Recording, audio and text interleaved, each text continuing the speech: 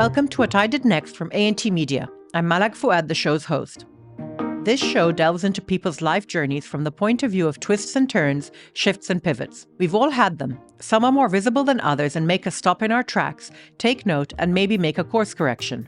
Other changes along our path only come into focus with hindsight when we look back and realize a particular moment in time was pivotal in our lives. These are the ideas that form the underlying current of What I Did Next. We kick off the season with a powerhouse broadcaster and journalist who, until recently, came into our living rooms most evenings to keep us informed about world events. I welcome Hala Gorani to the show. With over 25 years' experience, Hala is an award-winning anchor and correspondent, most recently with CNN, where she anchored Hala Gorani Tonight. She has covered natural disasters, wars and elections over the years and has interviewed key global leaders. Today, Hala has taken a sabbatical from TV and is currently working on her first book, a memoir that explores the subject of identity, which will be published by Hachette Book Group in early spring 2024. We dig into her life's pivotal moments, growing up in the US and France, how and why she chose to become a journalist, and how she's working to better understand her multicultural identity in an increasingly complex world. Let's kick off our conversation with our trademark icebreakers, and we've brought back an old favorite this season. If Hala could host a fantasy dinner party, who would be around her table? So I would have my maternal grandmother, Berin Gorani, who died in 2009. Part of the reason, obviously, is because I miss her, and she was a wonderful, lovely, warm human being. The other thing is, it's a little bit late in life that I decided to think about my family history. And so many of the questions that I have for my mom and my mom's generation were not necessarily able to answer, whereas she lived through those periods that I'm describing in a book that I'm writing. And so I would love to have her. As far as famous people and historical figures, it's difficult because oftentimes when you meet people you admire, you're disappointed because you've just kind of magnified them in your mind and lionized them. But among those that I would love to meet in person and be able to have a chat and a bite with would be Janis Joplin, because she died so young. And I'd be very interested in, I'm such a huge admirer of how she covered songs, especially jazz classics in her own way, like Summertime, like Little Girl Blue, things like that. I think I'd love Freddie Mercury, but then I'm a little bit iffy about Freddie Mercury because he's my favorite male voice. I think to myself, if you meet Freddie Mercury and he happens to just kind of be in a bad mood that day, I don't want to know. I've met some of my favorite stars and they've not been great sometimes in person, not always, but sometimes. And then kind of the way I don't appreciate their art in the same way. I think then I just love to meet sort of the big prophets. I know this sounds crazy, but I just would like some of the I'd like to be able to go back in time and ask some of the prophets of the main religions what their take is on the interpretation of some of the scriptures. It would be fascinating. So having a quote unquote dinner party, I don't know what we'd be eating or drinking, but at least an opportunity to converse. Depending on the religion, you'd have to change the menu. Over the course of the various seasons that we've had, the prophets have come up a lot. And I think it's because so much that we know about them is not based on fact. A lot of it is mythology, and people do have questions. And I think, it's a really interesting group of people. Definitely, I mean, Janis Joplin with the prophets, I think, would be hilarious. But that's another story. Yes, exactly. And Freddie Mercury. And Freddie Mercury, exactly. Exactly. It is true. I don't know about you, but it is true sometimes that when we meet people we've seen only on screen or that whose work we admire, it's difficult. You might not want to call it disappointment, but a readjustment necessarily happens because what you've built up in your mind is rarely exactly what they end up being like. That's right, for sure. Tell me, Hala, are you a cook? I mean, would you be worried about what's on the table? Would you be fussing about your table setting, or did that not figure in your thinking? Were you just thinking of the personalities coming to the table? So I'm a Syrian, which people might assume means that I cook and care a lot about food because, as you may know, and as people who know the Middle East, especially from Aleppo, by the way, but I really hate cooking am bad at it and don't care what I eat. So I'm one of these people who, I mean, I care in the sense that I like a sandwich and a burger or whatever, but like the most wasted money on earth would be money spent taking me to a Michelin star restaurant, because That's for hilarious. me it's Yeah. like, okay, I'll appreciate it, but I Yeah. can live without it.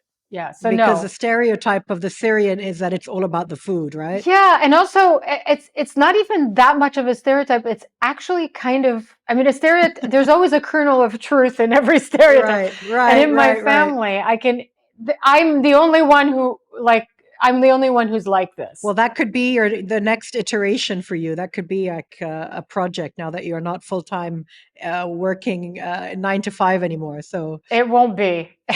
it won't be. Yes. So I presume your husband is the cook, though, because someone has to feed the family, right? Your husband must be the cook. He is, and he enjoys it, and yeah. Were you born in the States, or did you move there at a young age? I was born in Seattle. My dad worked there as an engineer. He'd moved in the 60s from Syria to the U.S. My mom joined him there, and I was born there. My brother was born in Aleppo in the 60s. I have an older brother. But very soon after, we moved to St. Louis, Missouri for 3 years, where my dad worked as an engineer. My parents were both in their 20s when I was born, and so this was really his starter job. And for an Arab immigrant to the U.S., that was kind of the way in. You went to kind of smaller, less glamorous places, and you built up your resume. And after that, he moved with his job again, to Algeria, where we lived for a couple of years. And after that, my parents divorced. So my mom moved to Paris, France, and my dad moved to Washington, D.C. He worked and lived there. They both remarried. So I kind of have two worlds. One side of me is in Paris, France, and the other side in the US. But in the last 20 years, I've lived almost 15 of those in London. And how old were you when you left the U.S.? I was 4. But then I went Oh, back so and very, very forth. young. Yeah. You went to visit your father, presumably from Paris, a lot as well. Yeah. And I also spent 9 years in the US working for CNN between Washington and Atlanta. How did we're going to come back to the question of identity. And I mean, but growing up, when you got to Paris, did you feel Syrian? Did you feel American? Were you confused? It was such a culture shock that I'm writing a whole book about it, basically. I mean, here I am, this like 6-year-old who barely speaks French, with Syrian parents, born in the U.S., sort of semi-raised partly in Algeria in North Africa, and then I end up in this French school in a chic Paris suburb called Neuilly-sur-Seine, where I felt out of place. I didn't look like the other kids. I felt like I didn't dress like them. I didn't sound like them. I certainly didn't come from the same background, the kind of white French Catholic. BCBG. Very, yeah. I mean, I came from privilege, but from a completely different part of the world. Privilege in the sense that my parents Yeah. had the money to travel, and they had the money to get an education, and they were engineers and lawyers and the rest of it. But I still felt like a complete outsider. And when you're that age and you feel that foreign to everyone else, it's traumatic. And it was traumatic for many years. And it took a very long time for me to feel like I belonged anywhere, which is why I think this idea of then writing about it became so important to me and so cathartic, because through that I've come to terms with maybe more who I am, and also I'm hoping others will find in some ways their story reflected in mine. Do you think that that was one of the reasons you chose journalism? Do you think that feeling like an outsider made you gravitate to an industry that wanted you to understand someone's story better? Do you think that had a role, maybe even subconsciously, in your choice? I think that's partly true. I think another aspect of it for me is that in my family and in many Middle Eastern families, the news, al-akhbar, is always discussed every day, whether it's what is going on in the Middle East or how decisions and policies, decided half a world away have an impact on the lives of ordinary people, whether it's the immigration policy or whether it's the foreign policy or whatever side in a war the US or Europe decides to support or arm or whatever it is. So from a very young age, you're bathed in this kind of foreign policy discussion. And I always felt like it was something that I could be interested in and do. And that other part of it, which you described well, which is I wanted to explain and I wanted to understand and then explain to the outside world more of just the human person to person aspect of a big story that people in the West consume and see as something quite far removed, when in fact it boils down quite often. It's a cliche, but it's true. It boils down to just human impulse and feelings and just what unites us all, I think, is why I got into this job. Yeah. Also, just superficially, I love telling stories. I love writing. I love TV reporting. I mean, just the craft of it, forget the content, is very interesting to me and quite fun. And when it all works and comes together well, it's very satisfying. I'm always interested in people who are bilingual, or in my case, I'm bilingual, but with Arabic as a third language. But I remember when because I studied French and for a very long time, and there were periods in my life when I was dreaming in French because I was using the language so much. And I wondered for you, I'm assuming you think in English now because it's more of your working language, but how do you look at language? Does that impact you and how you think? And now that you're writing, do you write as a French person would write? Because that's a very different kind of writing. Yeah, it's a great question. And it's one I think about a lot in two languages, at least, because it depends what I'm thinking about and what I'm writing about. So if I'm thinking about, I speak French with my mother, I speak French with about half my friends are French speakers. I read in French. So when I write in English, but occasionally a turn of phrase will come to me in French or a word in French. And I might think the sentence in French, stop for a second, translate it in English, and then write it down. But occasionally I'll go back on something I've written in English and it's really clunky and weird.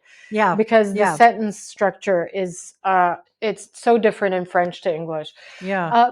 But I would say that my native tongue, really native tongue, is French, because I was educated my whole life in French. It's the language that I started working in as a young reporter.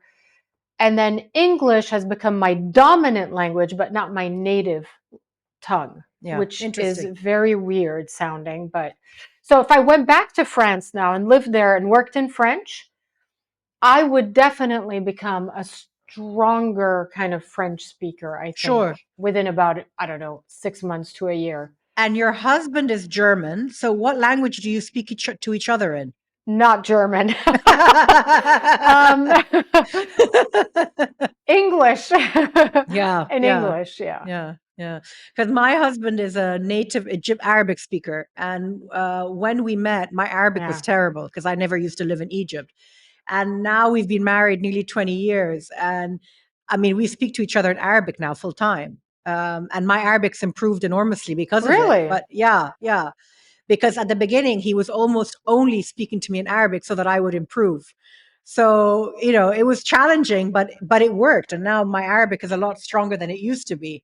But of course, the fights are in English because that's my dominant language.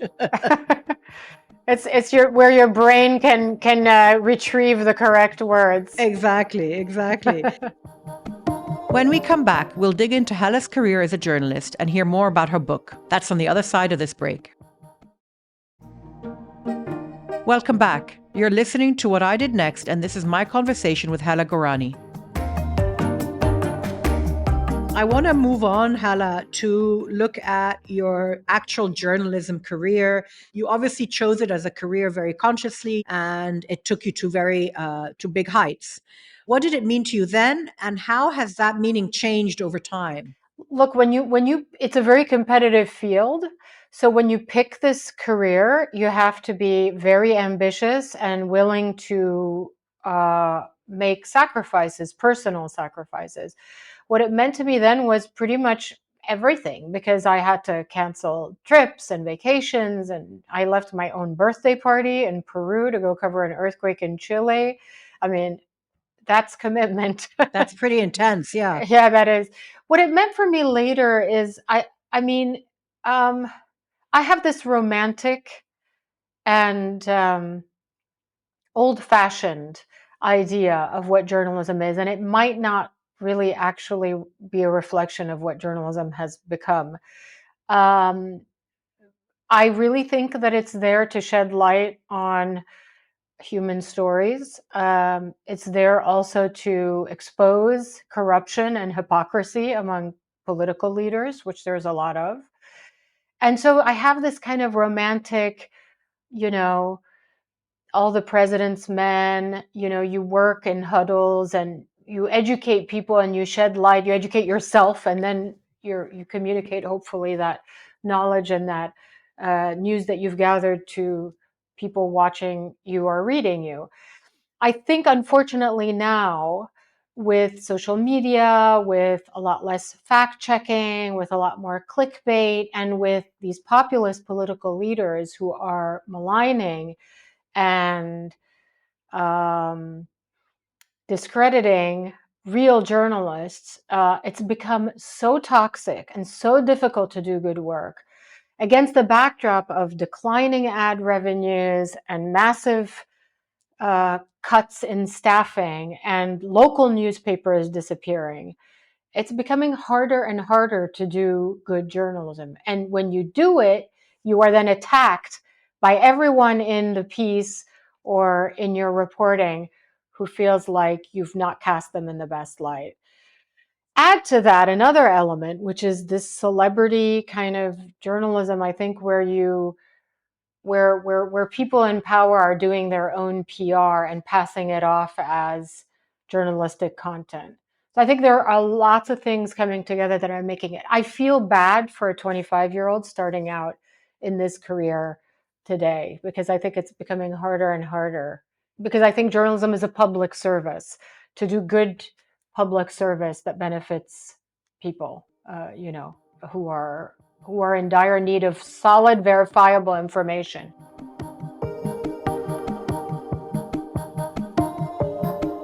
Tell me about the most difficult story you've ever covered.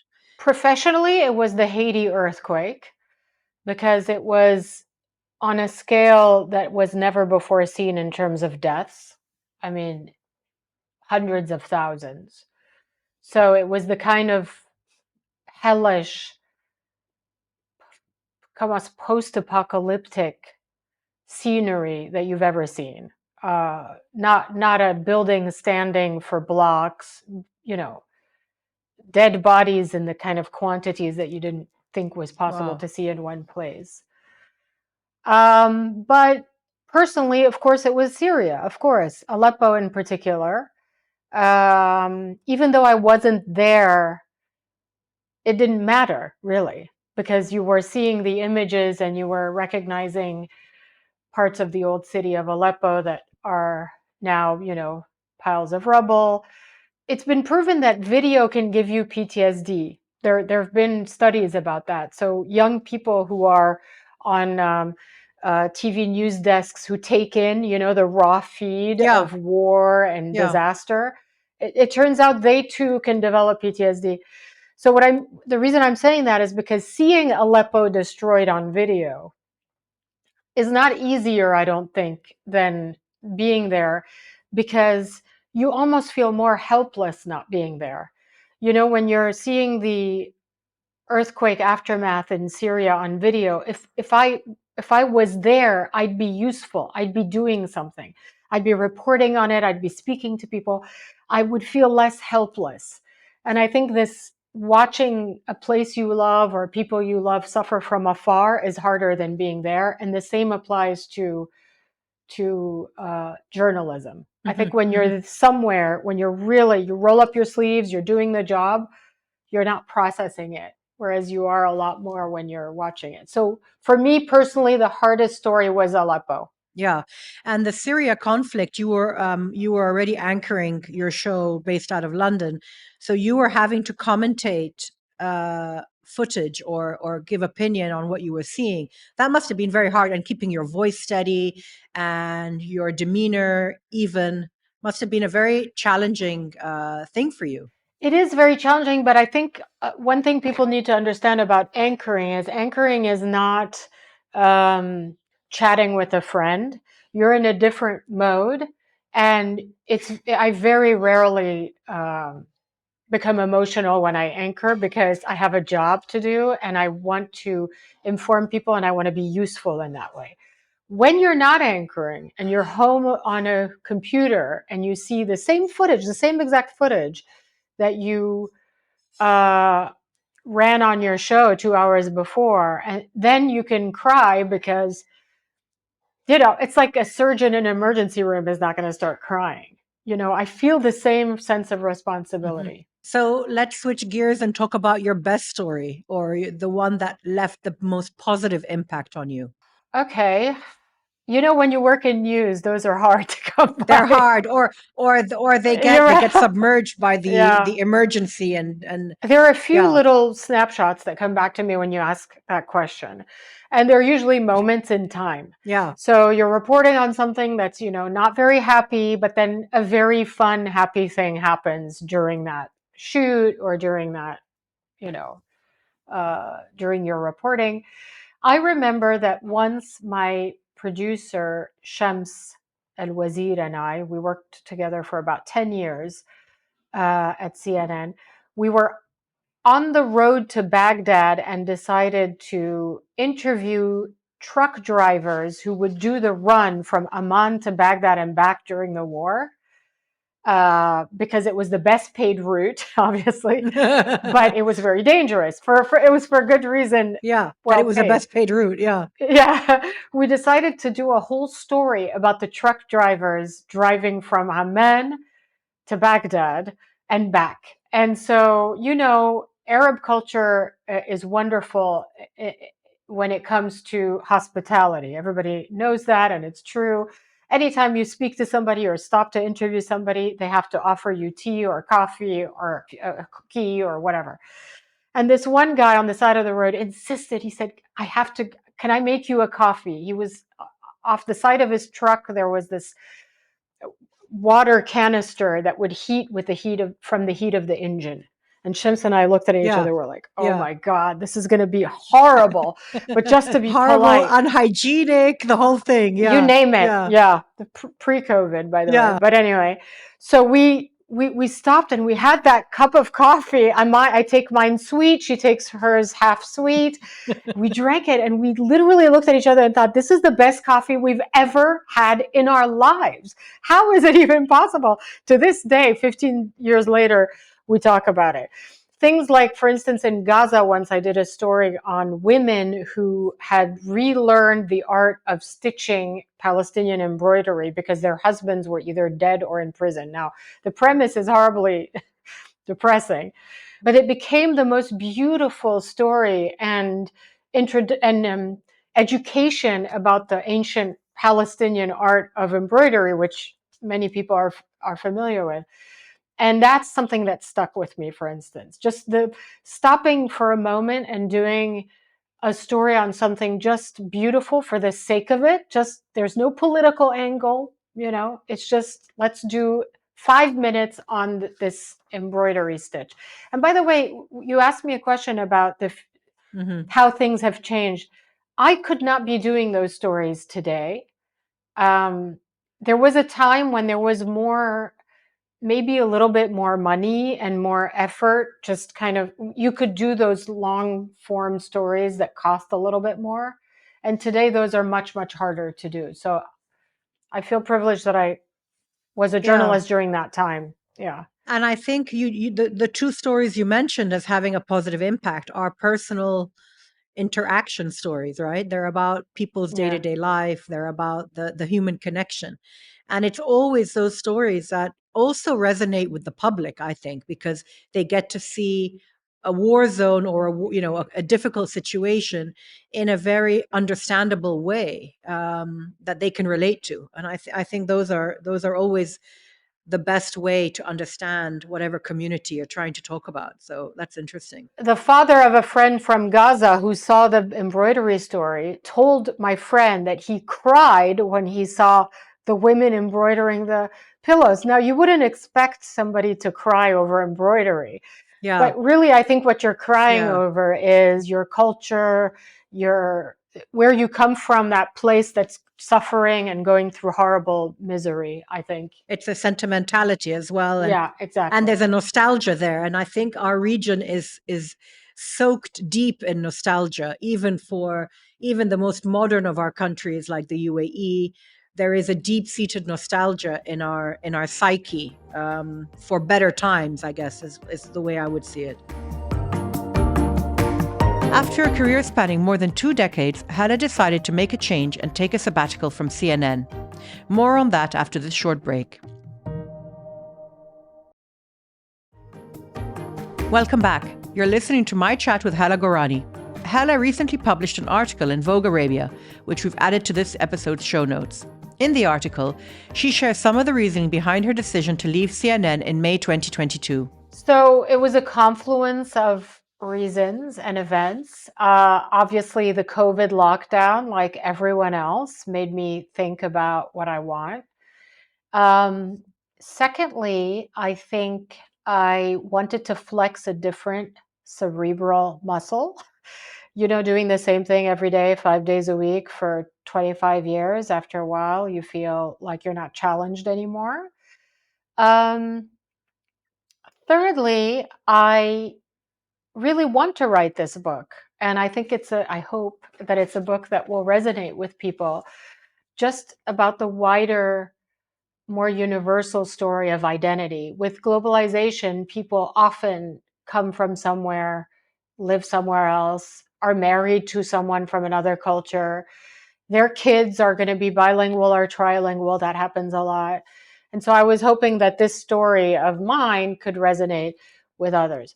And then I think I wrote about this in the Vogue piece. The Middle East uh, was not the big story anymore. I mean, obviously, with the Ukraine war and other big European and Trump related, MAGA related stuff in the US, the center of gravity of news moved.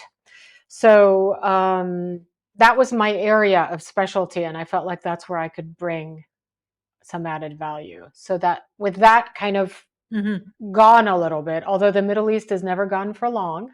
It No. will, it always finds its Always way rear its back. ugly head. Yeah. But I'm not retired, and that's important too. I mean, I'm Yeah. 52. I'm not anywhere near the end of my career.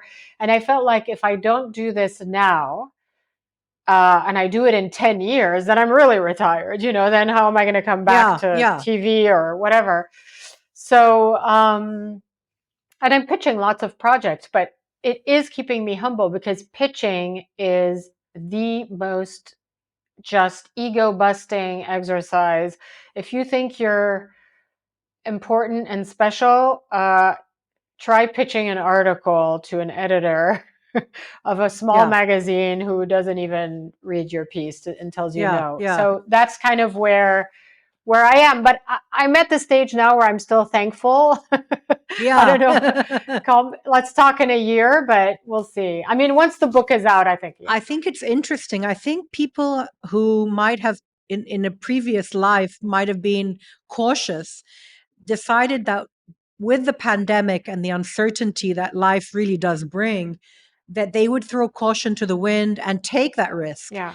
And I know a lot of people, regardless of their industry, their careers, that have just said, screw this. I'm not happy. I'm taking a leap of faith. I'm jumping off that cliff. I'm going to go and do what I want to Yeah. do. And most of the time when you do something that you're ready for and you love, you end up being good at it because you're really putting a lot of effort into it. I mean, I would say that for me, it's a little bit less clear cut in the sense that there was not unhappiness where I was. There was just Ennui. there was ennui a little bit for sure. I I do miss the news. It's a very weird thing. It's difficult to explain. I miss the news. I don't miss the job. So, for instance, when this horrific earthquake happened, every fiber of my being kind of wanted to cover it somehow and go there. But that's not the job I'm doing right now, and there'll be other sadly big stories to cover. But did I want to be back to 5 days a week, anchoring every evening where I have to take a vacation day to have dinner with my husband, that type of thing? Yeah. No. Yeah. So I'm very conflicted still, and I think that's okay. Everything doesn't have to be always clear and linear. And all or nothing. I mean, there are gray areas, aren't there? Most of life is gray. Yeah. Absolutely. So do I want to, I'm not abandoning the news because I still read it and I'm every day want to know what's happening, and I'm always on, and I have this group of female reporters we have a Twitter chat and a WhatsApp chat, and it's some of the best female journalists on the planet, and we're constantly discussing the news. So I still have that passion. So yeah, so I know I'll go back to it.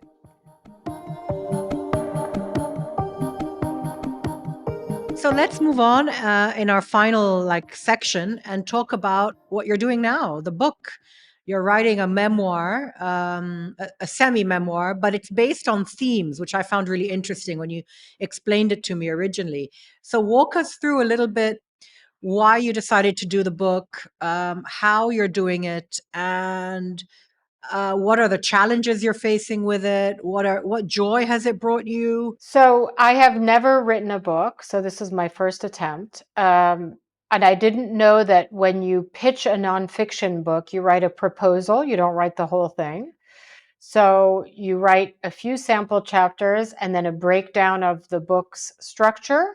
And then you have an agent usually, and that agent shops it around to editors and publishing groups. And you get loads of rejections and emails about how they don't like it, they don't like the story, it's too similar to something they've published before, they hate your style, who is she, no one knows CNN International here, that kind of thing. But I've heard every excuse.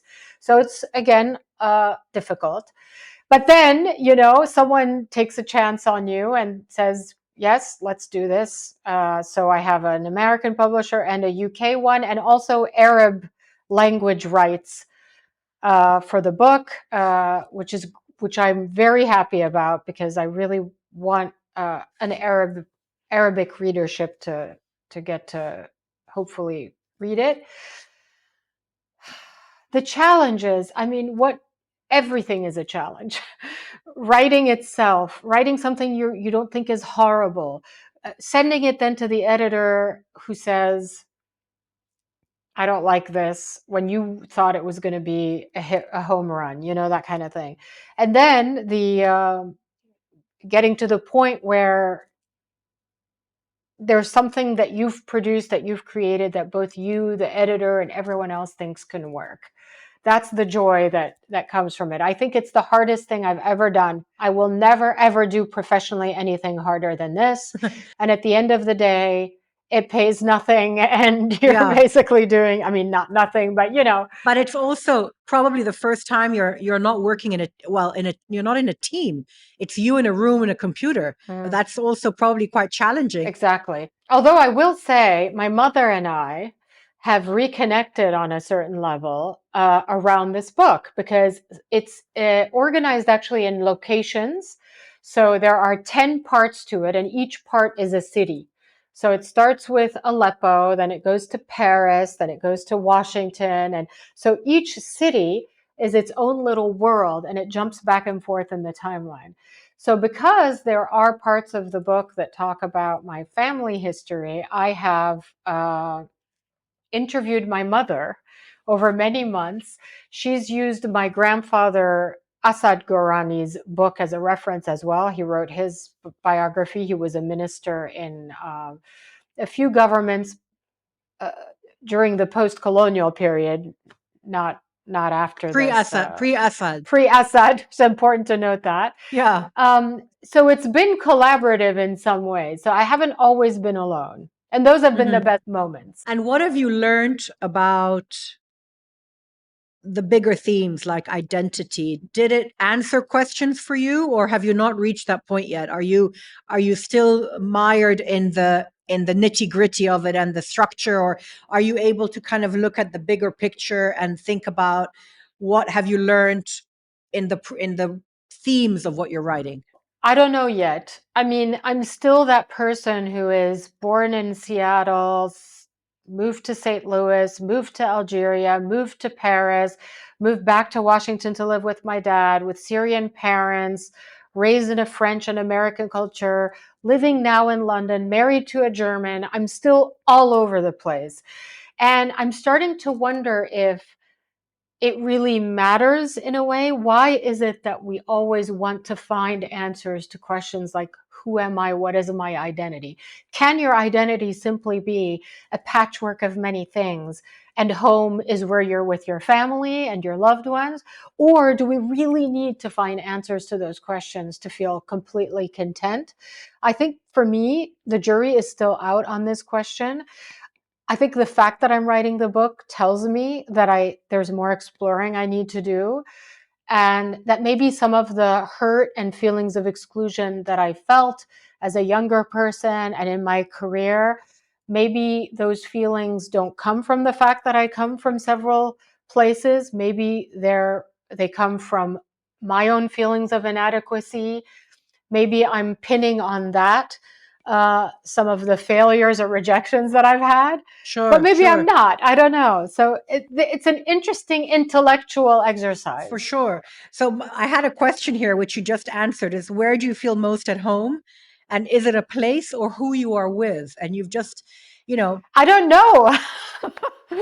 Listen, let me tell you, this is something that's just a running joke in my family. yeah, So whenever I move to a place or buy a house, which is, if I had more money, believe me, would be happening a lot more than it does. After 2 years, I want to move because right. I've decided that this isn't the place, that this isn't. I finished decorating. I'm done. I'm done. I don't Time like to this move on. neighborhood. Look at there's the neighbors. What is that fence they put up? And my husband is going crazy because every year or two I start looking at ads online about other places we could live, yeah. selling this place. Now that I don't have my salary, that's out of the question, by the way. But anyway, but and then I start looking at other cities, and I'm like, should we move to Paris? But also, now that you're not working full time in a studio, you could live anywhere, right? You could be anywhere in the world now, right? Technically, Well, I still have my husband to. He to still has a consider, job, thank to goodness. consider. Yes, exactly. But it's this running joke where after 2 years, everywhere we go, I start looking to the next place. And to me, this is an indication that I do not feel settled yet. I don't feel at home anywhere. The closest thing to home is my mother's apartment in Paris because she and my stepfather Amr have lived there since 1987. So it's the longest I've ever known a single Yeah. location. And a family home, right? Yeah. Exactly. So if I go there and the boulangerie on the street and the pharmacy, it's all the same shops that have been there for 40, 50 years. That's maybe where I feel most at home in a physical sense. Emotionally, I think obviously Yeah. that's still undecided, TBD. I want to end, Hala, just asking you about a couple of personal things. So you got married later in life. Um, you were already very established in your career. That was what, like 7, 8 years ago, maybe? Yeah, almost 8 years ago. Yeah. Was the idea of having children ever on your mind? Before that, was it something that you pined for and then gave up as an idea? I mean, how did that ever come into your thinking? Yeah, the idea of having children was never excluded, but then, what happened. I didn't find the right partner until it was a bit too late. And I guess I didn't want them badly enough that I considered other ways of becoming a Sure. mother, because I think there are many other ways you can become a mother than just, carrying a baby. But for me, I guess it was never something that was kind of this like yearning that I know some girlfriends who so wanted motherhood that it didn't matter whether or not they had a partner. So I think for each person it's a bit different. For me, Yeah. had we met earlier, I think probably we would have had kids, but because we met later and I only got married when I was in my 40s, it didn't happen, and it is what it is. That's how I see it. And I think in today's world, there are so many ways that family exists that you know, I don't think it's what it was in terms of what a woman needs to do to be a woman anymore. I don't think that people look at it in that way anymore, and I think that that's across the board of where you're from. I mean, in the Middle East, it's always Yeah. the primary concern of every parent, but I think that's changing as well, and I don't think that that's anymore, a major concern. Also, I'll show you something fun. Do people who don't have kids have Yes. portraits of their dogs commissioned? I know that your dog is a massive part of your life. What is it? A King Charles? Yeah, it's a King Charles, but I worry sometimes that people think I'm this crazy dog mom, which I'm not. I am, but I'm not as much as people might think I am. The Batsy But yeah, Cat woman, no, I'm not. I'm not there yet. I'm not saying that I won't get Yeah. there one Yeah, day, yeah, yeah. but I'm not there yet. Yeah. Well, Hala, I can't thank you enough. This was amazing. I'm really, really Okay, you're glad that welcome. you had the time for this. I found it really interesting. I've got nothing but time these days. Thank you for joining me today. I hope you enjoyed this conversation as much as I did. For bonus episodes and early access, please sign up at at-media-group.com. Or if you're listening on Apple Podcasts, you can subscribe in just a few clicks. You don't have to commit right away. You can simply get started with a free trial. What I Did Next is brought to you from A&T Media. This episode was hosted by me, Malak Fuad, and is co-produced by Chirag Desai. You can follow us for more on our website, Instagram, Twitter, and on LinkedIn. Just search for What I Did Next. We'll have a bonus episode out next week with more from Hala, and a new episode will drop in 2 weeks' time, so please join us then.